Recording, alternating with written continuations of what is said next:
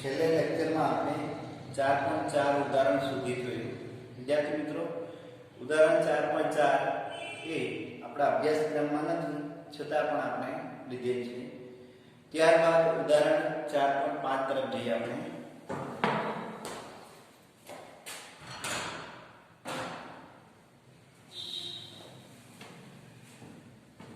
ઉદાહરણ 4.5 એમની રકમ આ રીતની છે. એક સૂક્ષ્મ લંબાઈ ખંડ ડેલ્ટા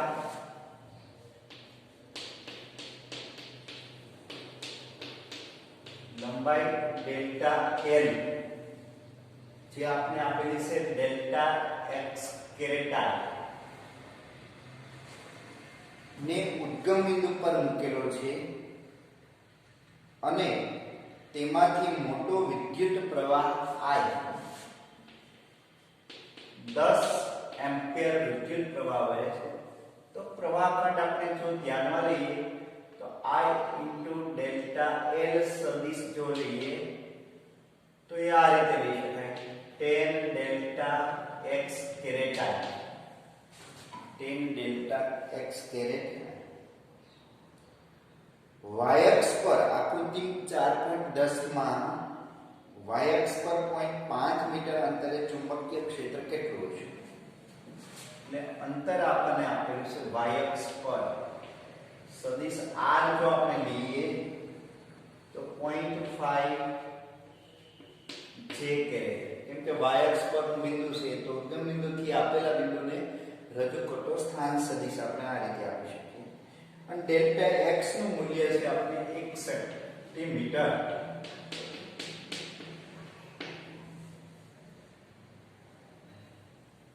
તો અહીંયા ડેલ્ટા x નું મૂલ્ય જો આપણે મૂકીએ તો I ડેલ્ટા L સદિશ આપણને આ રીતે મળશે. વિદ્યાર્થી મિત્રો, 1 સેન્ટીમીટર એટલે 0.01 એટલે 0.1 કેરેટ I.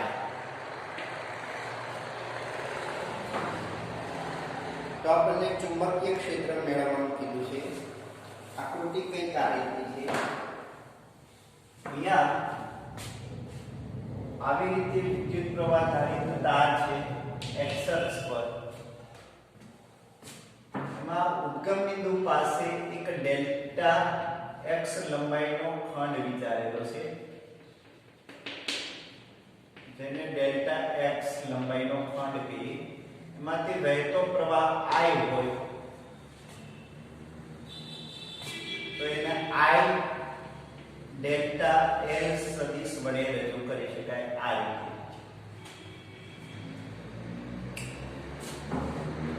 હવે y અક્ષ પર 0.5 મીટર અંતરે એક બિંદુ P આવેલું છે. તો ત્યાં આના કારણે ઉત્પન્ન થતું ચુંબકીય ક્ષેત્ર મેળવવાનું થશે. આ બિંદુ છે y અક્ષ પર. કઈ દિશામાં અને કેટલા મૂલ્ય? તો બાહ્ય સાવરના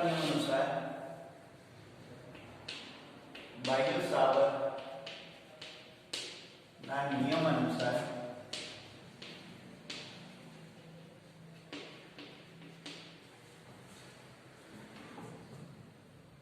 લંબ y અંતરે આપેલ બિંદુએથી લંબ y અંતરે ચુંબકીય ક્ષેત્ર અથવા કોઈ વાહક તારથી સ્થાન સદિશ r ધરાવતા બિંદુ P પાસે ચુંબકીય ક્ષેત્ર તો એ આવી રીતે મળે. સૂક્ષ્મ ચુંબકીય ક્ષેત્ર B u0/4π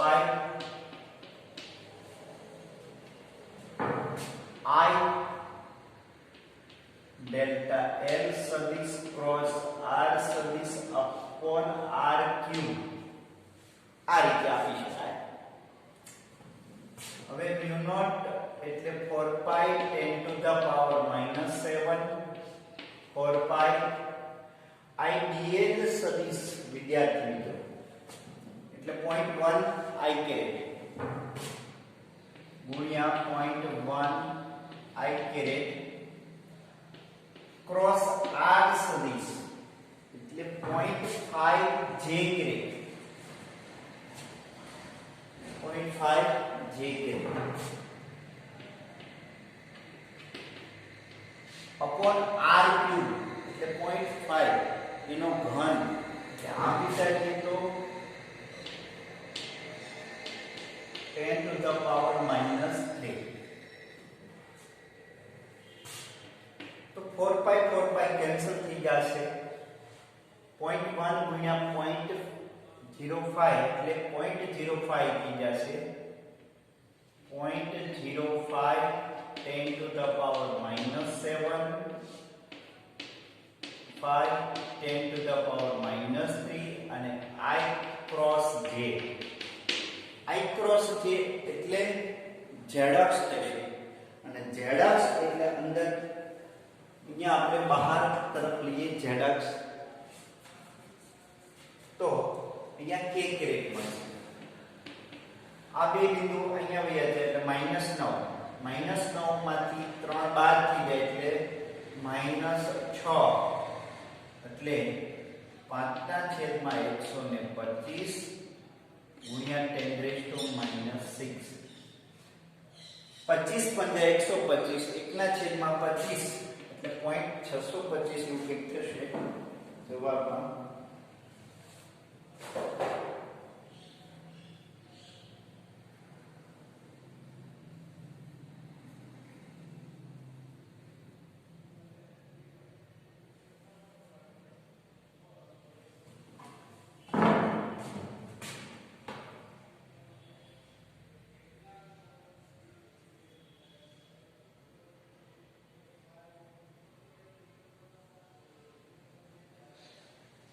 હા, અહીંયા 25 આવશે.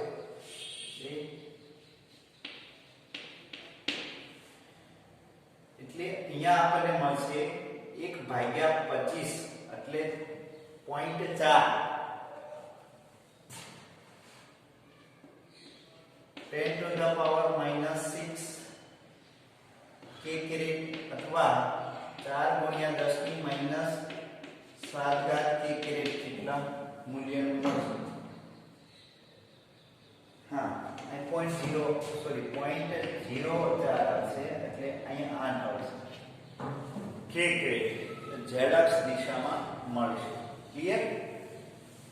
તો અહીંયા આપણને આ રીતે મળશે વિદ્યાર્થી મિત્રો, dp સદિશ અને આ dp સદિશનું મૂલ્ય.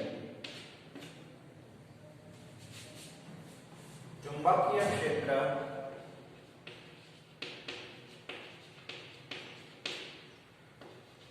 z અક્ષ દિશામાં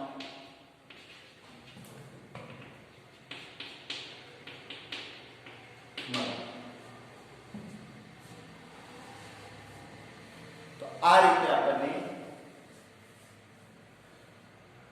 ચુંબકીય ક્ષેત્ર z અક્ષ દિશા મળશે. ઉદાહરણ 4.5 જેથી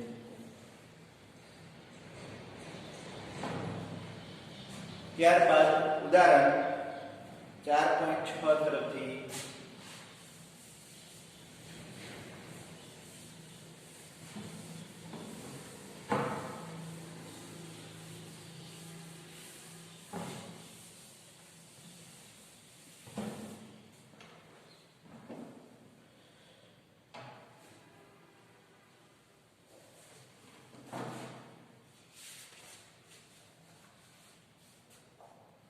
ત્યારબાદ ઉદાહરણ 4.6 માં આપણે આપેલ છે આકૃતિ 4.13a માં દર્શાવ્યા મુજબ 12 એમ્પિયર વિદ્યુત પ્રવાહ ધારિત સીધા તારની 2 સેન્ટીમીટર ત્રિજ્યાના અર્ધવર્તુળાકાર ચાપમાં વાળવામાં આવે છે.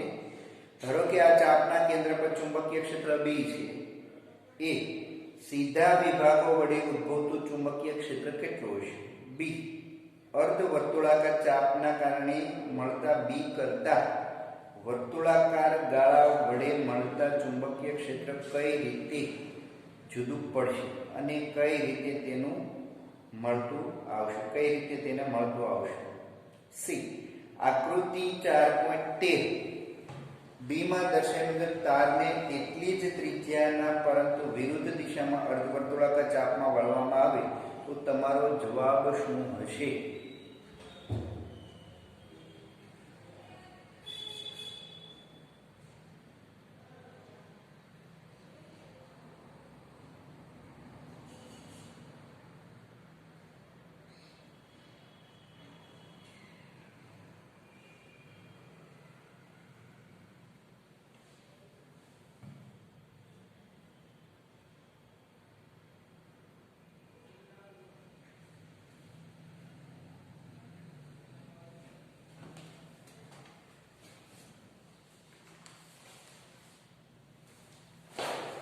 અહીંયા આપણે એમ કહી શકીએ,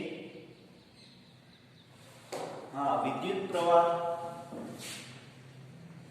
12 એમ્પિયર વિદ્યુત પ્રવાહ વહે અને ત્રિજ્યા 2 સેન્ટીમીટર.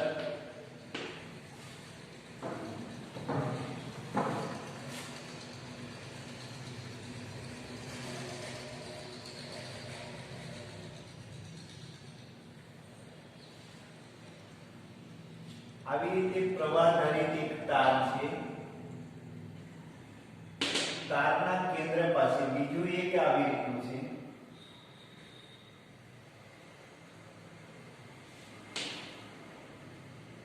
એક લૂપ આ રીતનું છે.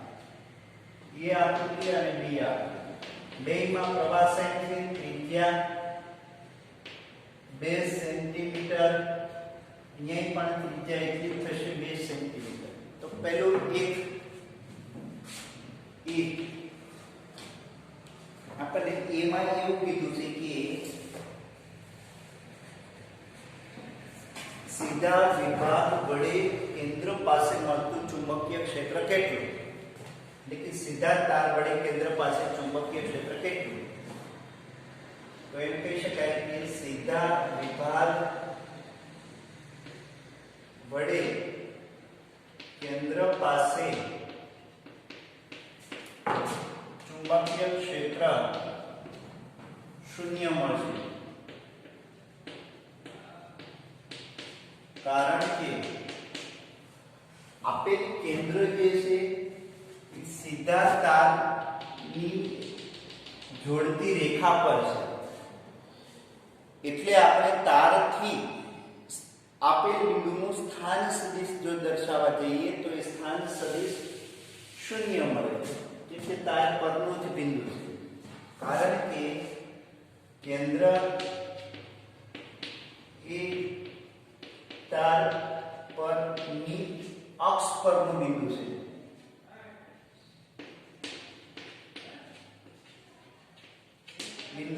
માટે સ્થાન સદિશ r = 0 થશે. માટે ચુંબકીય ક્ષેત્ર B = કેવા થશે?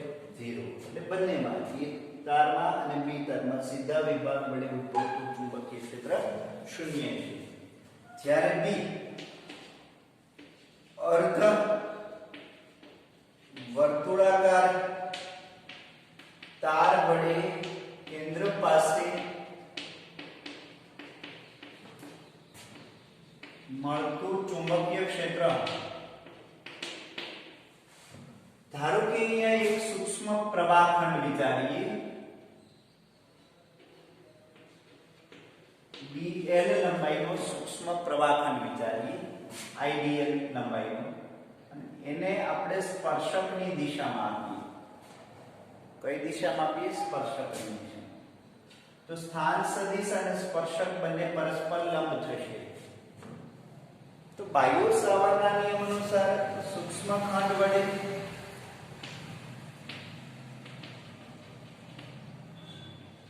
કેન્દ્ર પાસે ઉદ્ભવતું ચુંબકીય ક્ષેત્ર dB સદિશ = 0.4π IDL cross R upon R cube.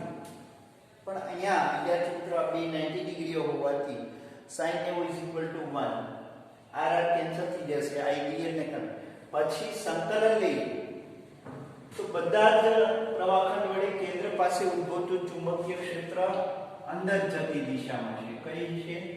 અંદર જતી દિશામાં. અહીંયા પ્રવાહખંડ વિચારો, અહીંયા પ્રવાહખંડ વિચારો, કોઈ પણ બિંદુએ પ્રવાહખંડ વિચારો, એના વડે કેન્દ્ર પાસે ઉદ્ભવતું ચુંબકીય ક્ષેત્ર એક જ દિશામાં હોવાથી સરવાળા સ્વરૂપે લઈ શકીએ.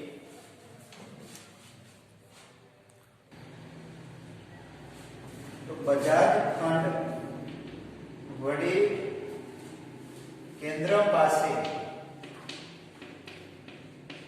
એક જ દિશામાં ચુંબકીય ક્ષેત્ર હોવાથી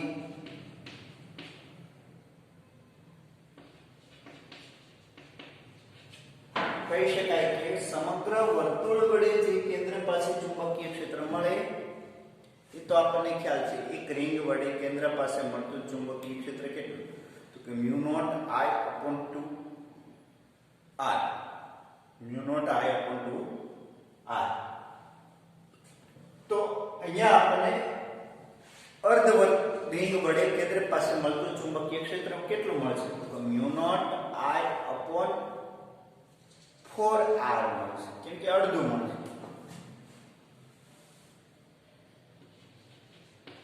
અર્ધ વર્તુળાકાર રિંગ વડે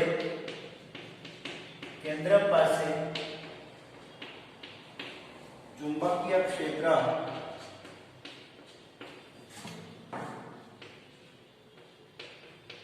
mu naught I upon 4R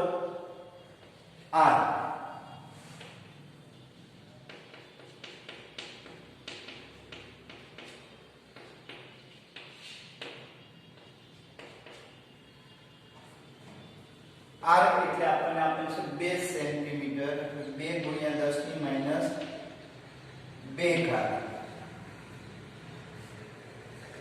clear? અને એના અનુલક્ષીને આપણને મૂલ્ય મળશે 1.9 10 to the power minus 4.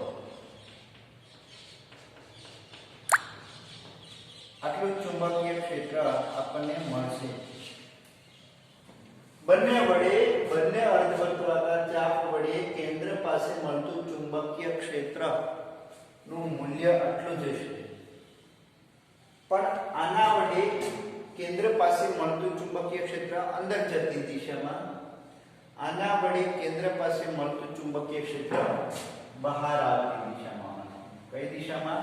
બહાર આવતી દિશામાં. વિદ્યાર્થી, તો આ રીતે આપણને 4.6 ઉદાહરણ હતું. ત્યારબાદ 4.7 તરફથી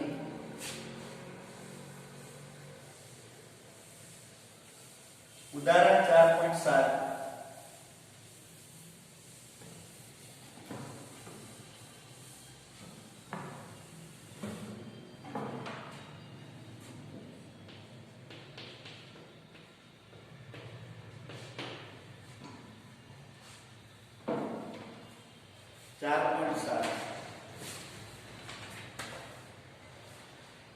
10 સેન્ટીમીટર ત્રિજ્યા ધરાવતું ખૂબ પાસે રહેલા 100 આટા, એક ત્રિજ્યા છે આપણને a = 10 સેન્ટીમીટર એટલે 0.1 મીટર. 100 આટા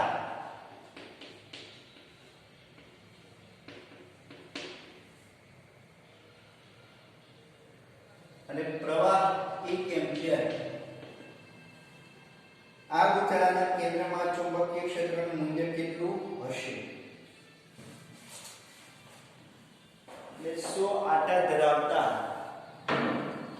r ત્રિજ્યાની વડે કેન્દ્ર પાસે ચુંબકીય ક્ષેત્ર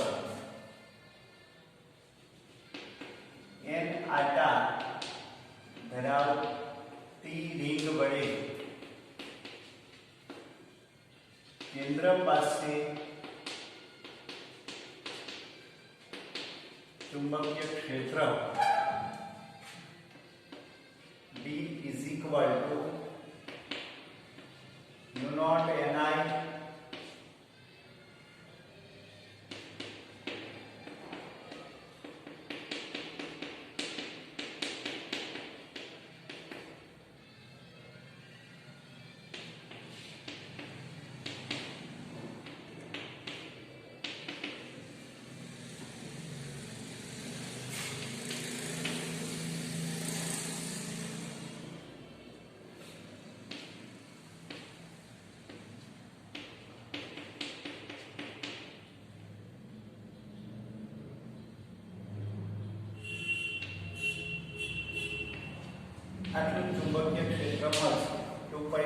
ધ પાવર -4.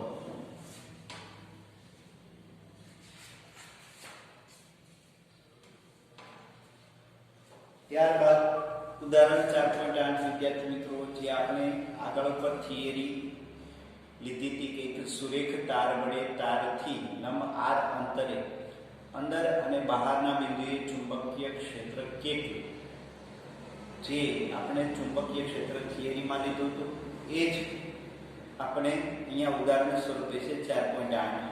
એટલે 4.8 ઉદાહરણ કરાવતો નથી, કેમ કે ઓલરેડી આપણે થિયરીમાં લઈ લીધેલ છે. અંદરના બિંદુએ ચુંબકીય ક્ષેત્ર કેટલું અને બહારના બિંદુએ કેટલું. તો ફરીવાર ધ્યાન આપો, સુરેખ તાર વડે અનંત લંબાઈના સુરેખ તાર વડે તારથી મુખ્ય અક્ષથી લંબ r અંતરે આવેલ બિંદુ પાસે ચુંબકીય ક્ષેત્ર કેટલું, અંદરના અને બહારના બિંદુ, જે આપણે થિયરીમાં લઈ લીધેલ છે એ જ ઉદાહરણ છે કે આપણે 4.8 ઉદાહરણ લેતા નથી. ત્યારબાદ આપણે લઈએ તો 4.9 ઉદાહરણ. ઉદાહરણ 4.9.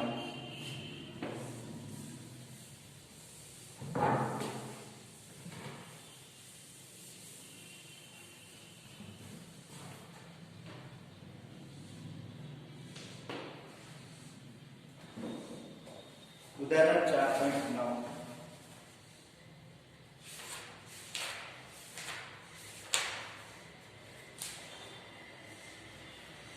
એક સેન્ટીમીટર ત્રિજ્યા અને 0.5 મીટર લંબાઈનો સોલેનોઇડ 500 આટા ધરાવે છે. તેમાંથી 5 એમ્પિયરનો વિદ્યુત પ્રવાહ પસાર થાય છે. સોલેનોઇડની અંદર ચુંબકીય ક્ષેત્રનું મૂલ્ય કેટલું હશે?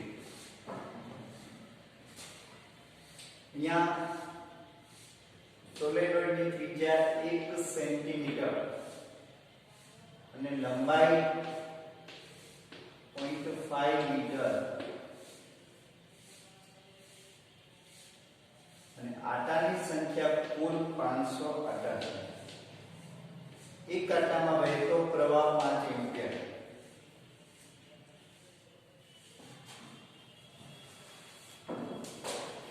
અહીંયા વિદ્યાર્થી મિત્રો ત્રિજ્યા જો જોઈએ તો 0.05 મીટર ઓર 1 મીટર, સોરી 0.01 મીટર. તો ત્રિજ્યાની સરખામણીમાં લંબાઈ ઘણી બધી મોટી છે. એટલે અને આપણે લાંબો સોલેનોઇડ કહીએ તો એની L more greater than A હોવાથી લાંબા સોલેનોઇડ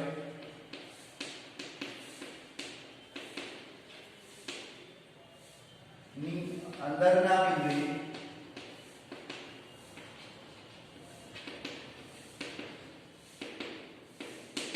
ચુંબકીય ક્ષેત્ર તે આપણને ખ્યાલ છે V μ0 Ni, જ્યાં n એકમ લંબાઈ દીઠ આટાની સંખ્યા, જે આપણે આપી હોય તો આ રીતે આપી શકાય μ0 કેપિટલ N/L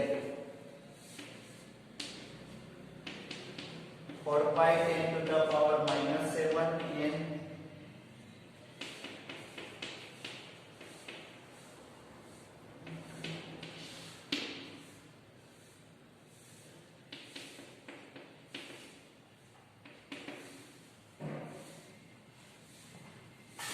અહીંયા 5 જશે 10 એટલે કે 3 એટલે 10 to the power -4, 5 20, 20 માંથી કેન્સલ થઈ જશે એટલે 3, 2π ગુણ્યા 3 આટલું રહેશે. આપણને ચુંબકીય ક્ષેત્ર સોલેનોઇડમાં મળશે.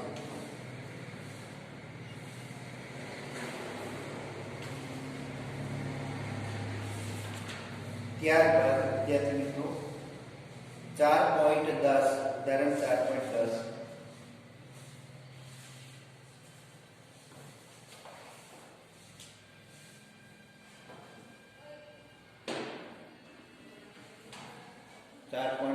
ઉદાહરણ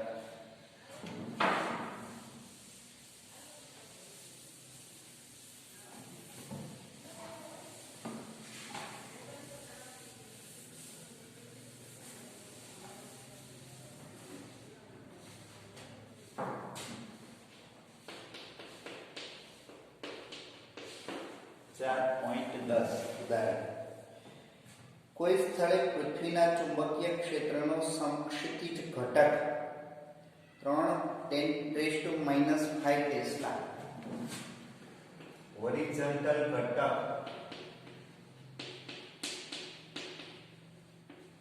ટેસ્લા જેટલો છે અને ક્ષેત્રની દિશા ભૌગોલિક દક્ષિણથી ભૌગોલિક ઉત્તર તરફની છે. એક લાંબો સીધો વાહક એક કેપિટલ જેટલો સ્થાયી વિદ્યુત પ્રવાહ ધરાવે છે.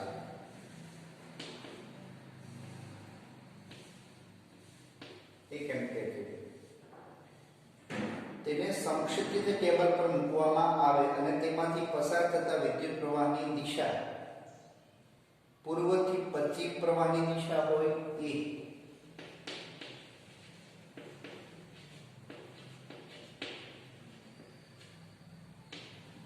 બે દક્ષિણથી ઉત્તર તરફ હોય ત્યારે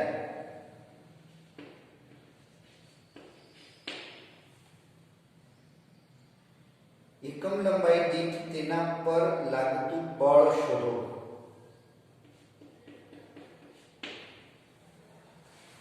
એકમ લંબાઈ દીઠ તેના પર લાગતું બળ શોધો.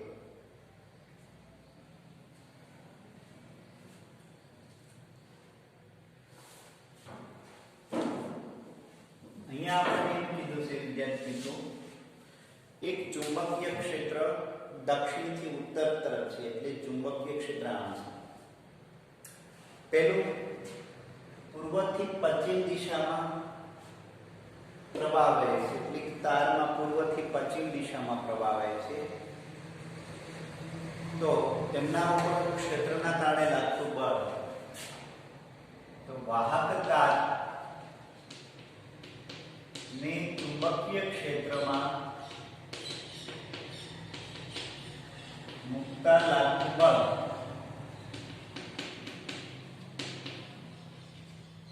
તો એ આ રીતે આપે છે સદિશ F I L cross B. સદિશ F is equal to I L cross B. હવે I L B sin theta F બરાબર લઈએ તો એકમ લંબાઈ દીઠ બળ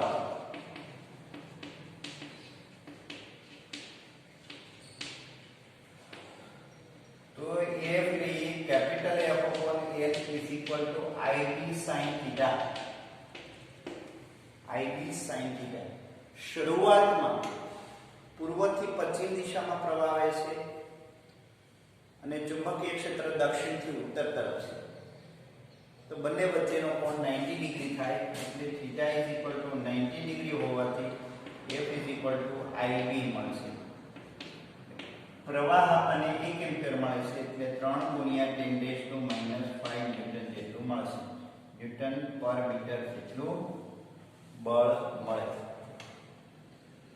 હવે આપણે આ એક કિસ્સો હતો. હવે બી કિસ્સામાં આપણને શું કે દક્ષિણથી ઉત્તર તરફ જો પ્રવાહ વહેતો હોય તો તારમાં તો કે પ્રવાહની દિશા અને ચુંબકીય ક્ષેત્રની બંનેની દિશા એક થાય. તો બીજા કિસ્સામાં થીટા ઇઝ ઇક્વલ ટુ 0 અંશ થાય કેમ કે દક્ષિણથી ઉત્તર તરફ ચુંબકીય ક્ષેત્ર છે એ જ દિશામાં પ્રવાહ વહે. થીટા ઇઝ ઇક્વલ ટુ 0 તો sin 0 0 તો બળ એકમ લંબાઈ દીઠ કેટલું મળશે? 0. કેટલું મળશે? 0. તો આ હતું ઉદાહરણ 4.10.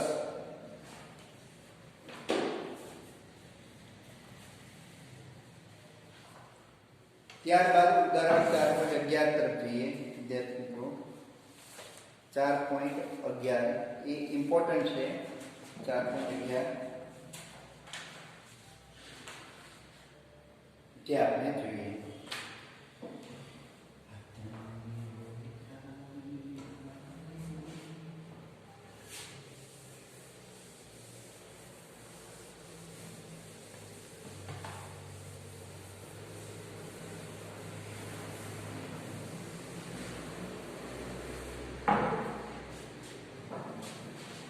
4.11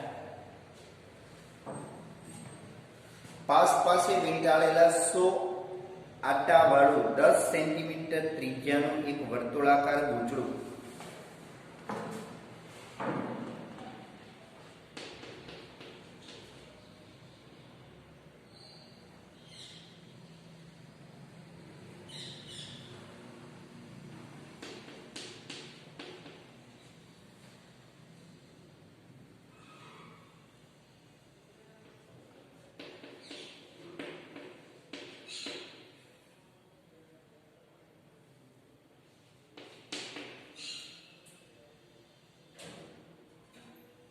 ગૂંચળાના કેન્દ્રમાં કેટલું ચુંબકીય ક્ષેત્ર છે?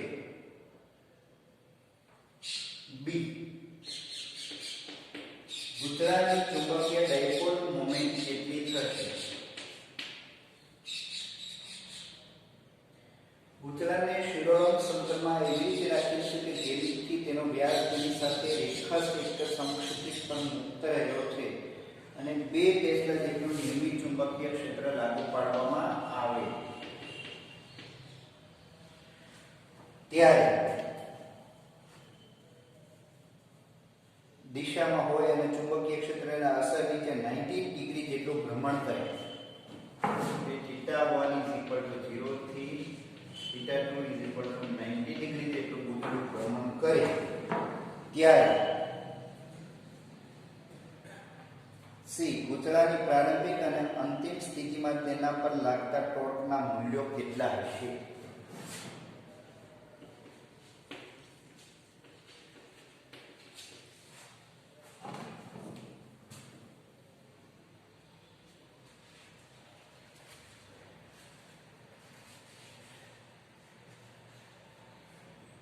ત્યારબાદ ડી જ્યારે ગૂંચળું 90 ડિગ્રી જેટલું કોણાંતર પાસે પહોંચે ત્યારે તેની કોણીય ઝડપ પ્રાપ્ત કરી હશે.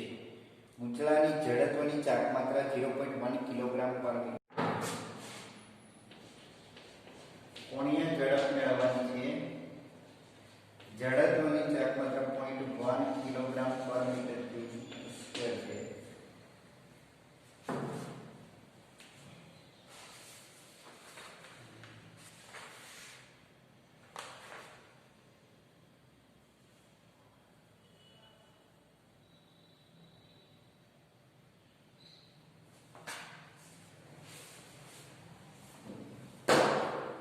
અહીંયા પહેલું આપણને એમ કહે છે કે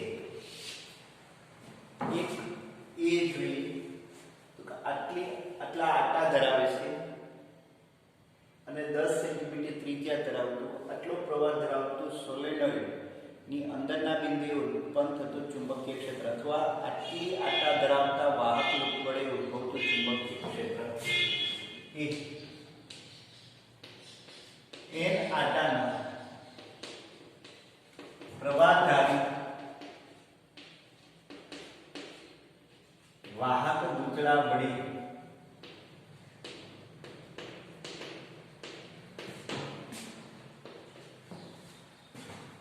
અક્ષ પર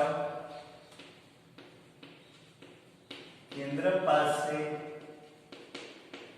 ઉદ્ભવતું ચુંબકીય ક્ષેત્ર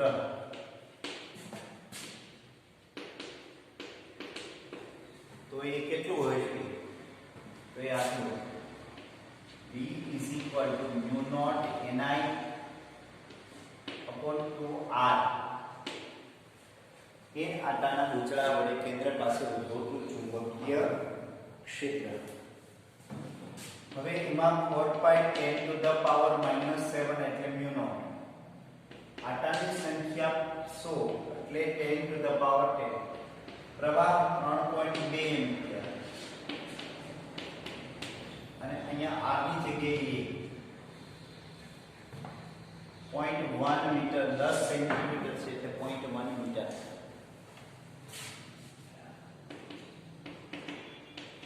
આ ચુંબકીય ક્ષેત્રનું મૂલ્ય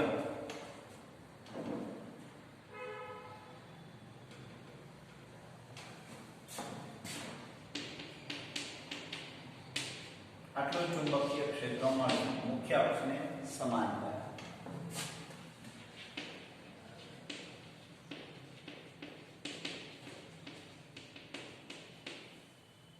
બી ડાયપોલ મોમેન્ટ એન આટાના ગૂંચળાની ડાયપોલ મોમેન્ટ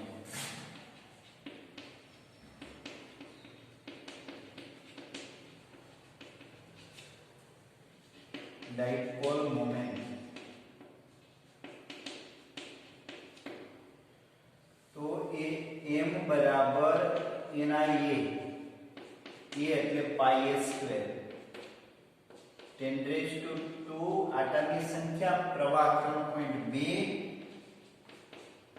3.14 અને ત્રિજ્યાનો વર્ગ.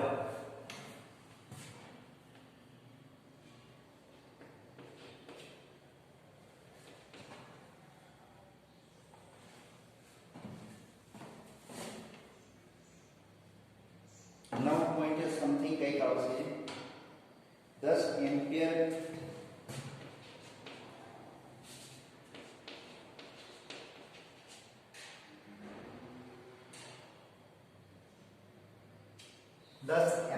Metre square.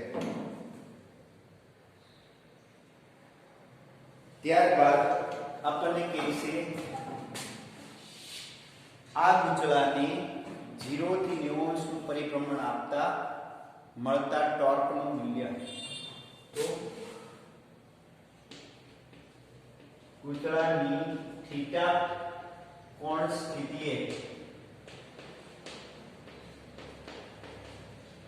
ટોર્ક આપણને કેટલો મળશે? કે ટોર્ક બરાબર mv sin થીટા પ્રમાણે લઈએ તો પ્રારંભમાં 0 ટોર્ક કેટલો મળશે? પ્રારંભમાં mv sin 0 અંશ = 0. ફાઇનલ કેટલો મળશે? તો કે mb sin 90 ડિગ્રી. sin 90 એટલે 1 ને mb m 10 અને b 2 સોરી હા b એટલે 20 ન્યૂટન ઇન્ટુ મીટર એટલો ફાઇનલી ટોર્ક મળશે. તો આ તો c. ત્યારબાદ d માં આપણે એમ કહીએ કે આટલું કોણાવર્તન આપીને છોડી દઈએ 0 થી π/2 જેટલું કોણાવર્તન આપીને છોડી દઈએ તો ફરી પાછું π/2 થી 0 આવશે. ત્યારે એમાં ઉત્પન્ન થતું કોણીય આવૃત્તિ કેટલી? તો કોણીય આવૃત્તિ માટે આપણે નું વિકલન લેવું પડશે અને ટોર્કનું સમયની સાપેક્ષે વિકલન લઈએ. વિદ્યાર્થી મિત્રો,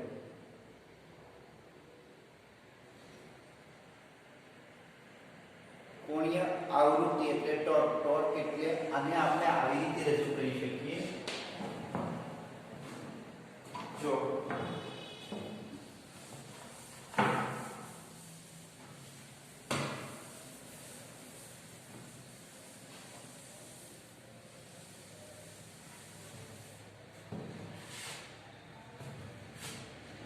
બરાબર mv sin થીટા. ટોર્કને આપણે આવી રીતે આપી શકીએ. જડત્વની ચાક માત્રા d² θ/dt².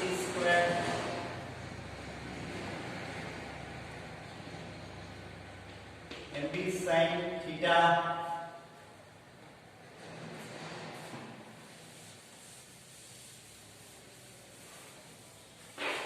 અથવા તો જો કોણીય આવૃત્તિના સંદર્ભમાં આપવું હોય તો આવી રીતે આપી શકાય I d⍵/dt mv sin θ. આ કોણીય સ્થાનાંતરના સંદર્ભમાં કોણીય ઓમેગાના સંદર્ભમાં તો I d⍵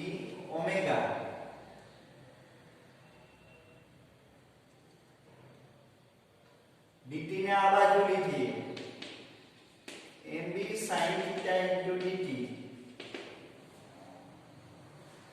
હવે આપણે I આ બાજુ લીધીએ ઓમેગા કોણીય આવૃત્તિ સિલેક્ટ કરવાની છે તો કે mv / I sin θ * dt. પણ થીટા એટલે શું વિદ્યાર્થી મિત્રો? તો કે થીટા એટલે ઓમેગા ગુણ્યા ટી. કેમ કે કોણીય સ્થાનાંતર ના છેદમાં t ઓમેગા. તો બંને બાજુ આપણે સંકલન લઈશું. શું લઈશું? સંકલન. તો આનું 0 થી ઓમેગા જેટલું સંકલન લઈએ તો sin થીટા નું સમયની સાપેક્ષે સંકલન લઈએ તો થીટા 0 થી પાઈ બાય 2 જેટલો થશે.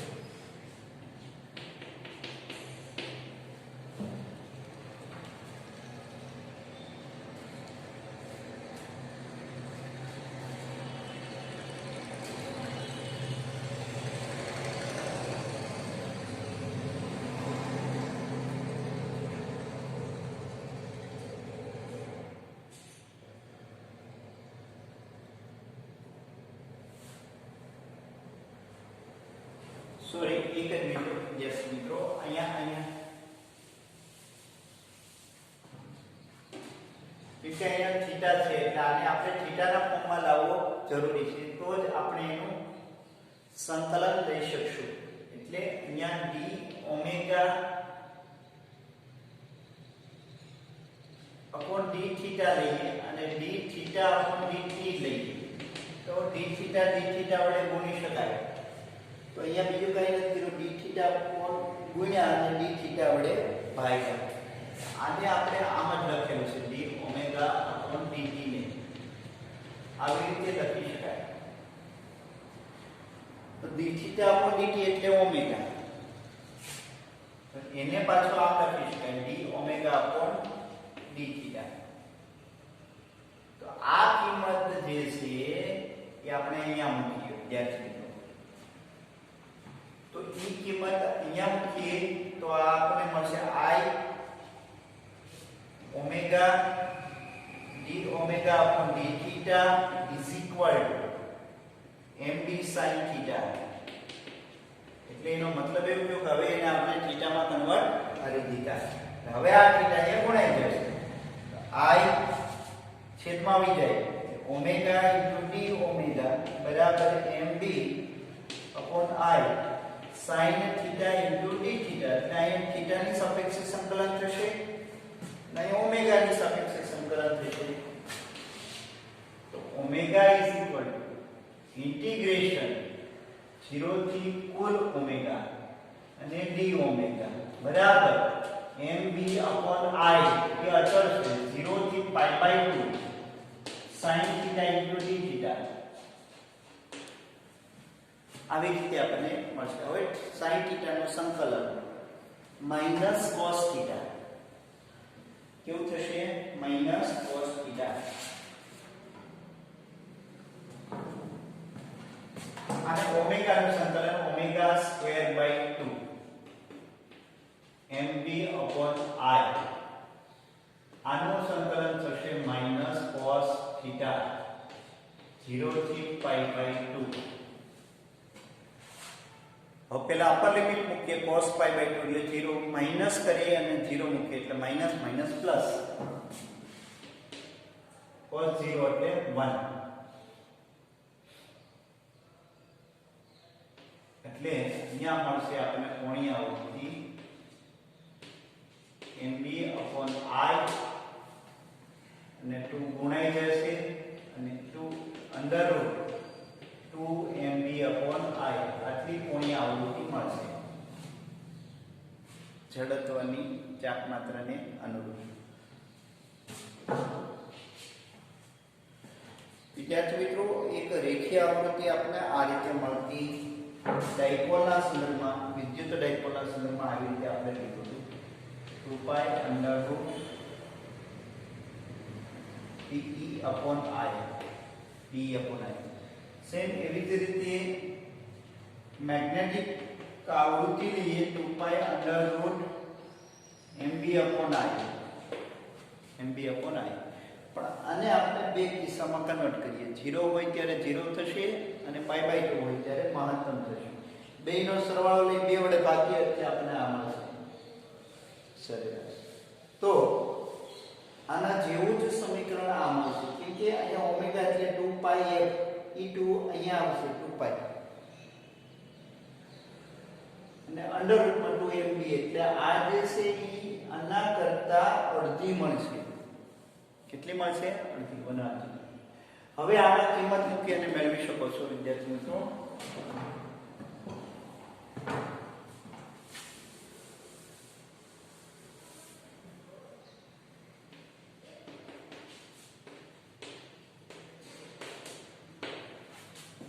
અહીંયા એક ખાસ ધ્યાનમાં રાખવાનું, આ સમીકરણનો લખીએ તો હાલ છે અહીંયા ટોર્ક એટલે I * d omega upon dt આ સેકન્ડ સેલમાં આવી ગયો આપણે I * આલ્ફા આ કોણીય પ્રવેગ થશે mb sin θ. હવે d ઓમેગા dt ને આ રીતે લખીએ omega d omega upon d θ * d θ upon dt એને આ કિંમત મૂકી અને સંકલન લેવાનું રહેશે.